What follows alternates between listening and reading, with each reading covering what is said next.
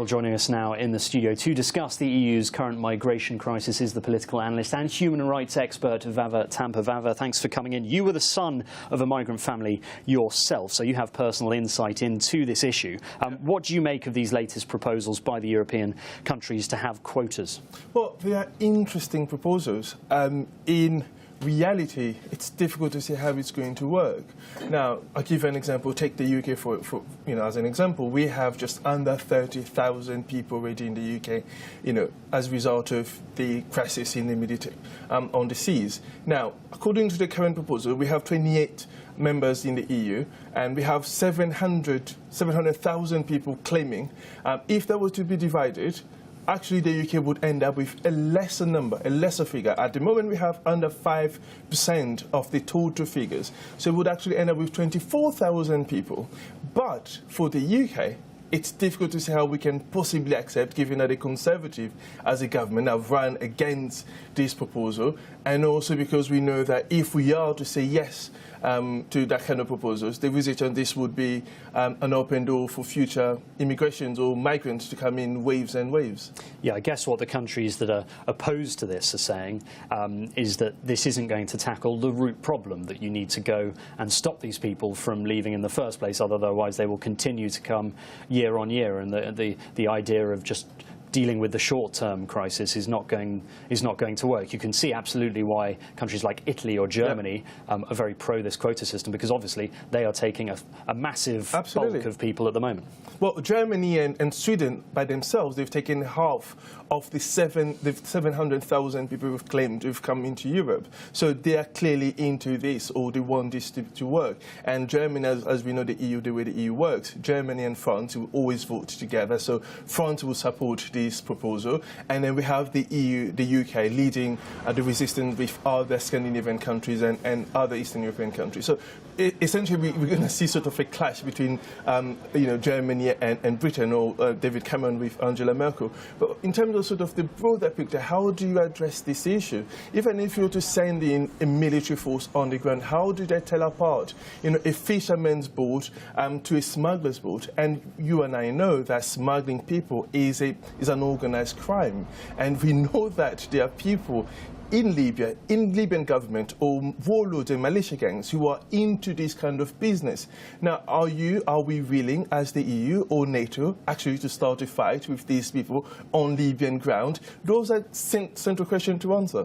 So ultimately, do you think the only real thing that can make a difference is if these countries, somehow the living standards get better over the last few years? I mean, a question that I think a lot of people are asking are 60,000 people have already tried to make the crossing this year alone, according to the UN. Yes. That's 20 times more than last year. Why this year in particular are these people coming over or trying to come over? The situation in that part of the world has really, really changed for the worse. We know that the vast majority of people come from Nigeria, they come from Eritrea, they come from Mali, and these are places which are both poverty-stricken and also in instability. We know that Nigeria is in massive crisis because of Boko Haram and the same things we have in Mali and Eritrea. So we have a large numbers of countries who were somehow stable, who are becoming increasingly stable. Now, how do we fix the problem? We need to find ways in which we can invest human power and human resources in Libya, to ensure that the Libyan government becomes more functioning, to ensure that the Libyan coast does not become a getaway to people dying in high seas. Yeah, one of the more controversial proposals you touched on there is a mandate for armed action against the traffickers in Libya's territorial waters. What kind of issues do you see surrounding this? Because, like you say, if there is enough demand to cross the Mediterranean, there's always going to be supply. It doesn't matter whether you stop the current traffickers or not. Well, the first and foremost element is, before we even get to Libya itself, it's how do we sway Russia not to use its veto against it? Because you and I know when we first went into Libya, when the EU, the world as a nation went to attack Gaddafi, the initial argument was different and the end result was also different. Now, how do we sway Russia now that this time is different? So that's the first element. Then how do we sway the African Union, the Arab League? Those are also another element. And now we know in Libya we have government who are Islamist and you and I know how much these people like the Westerns. So are they going to accept actually Western troops, Western power having their troops on the ground? These are central issues. Yeah, moving slightly more political, the former leader of the opposition here in the UK, Ed Miliband, was criticised in the run-up to the election for suggesting that the UK intervention in Libya in 2011 was partly responsible for the influx of migrants now crossing over into the Med. Is there any suggestion from what you can see that the current crisis in Libya was in part caused by the West in 2011? I wouldn't go as far as sort of blaming it on the UK or the EU or NATO.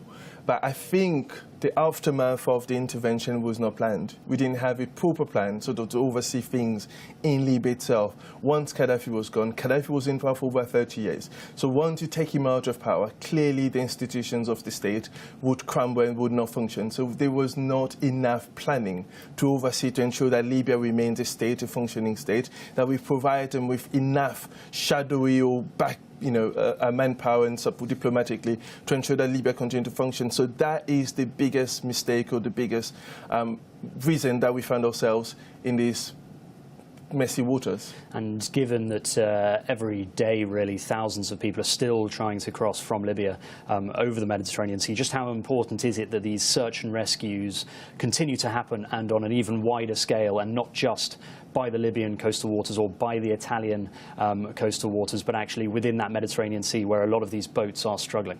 Oh, there is no question. Absolutely. The search and rescue mission ought to continue in a larger scale we've seen. And if you look back in 2013, for instance, the search and rescue mission was much larger when the Italians led it themselves. And then that was sort of, taken down because of the EU. The EU felt if we continue to rescue people on high seas, then this would somehow sway people to continue to make the journey. And we have seen the result: 1,800 people dying on high seas this year alone, and we only half year through the year. So that ought to continue if we do not want to see the calamities that we've seen in high seas in recent months. Yeah, absolutely. Unfortunately, I think this is going to be an issue we're going to revisit many times. But for now, Vava Tampa, thank you very much indeed for coming in. The pleasure's mine.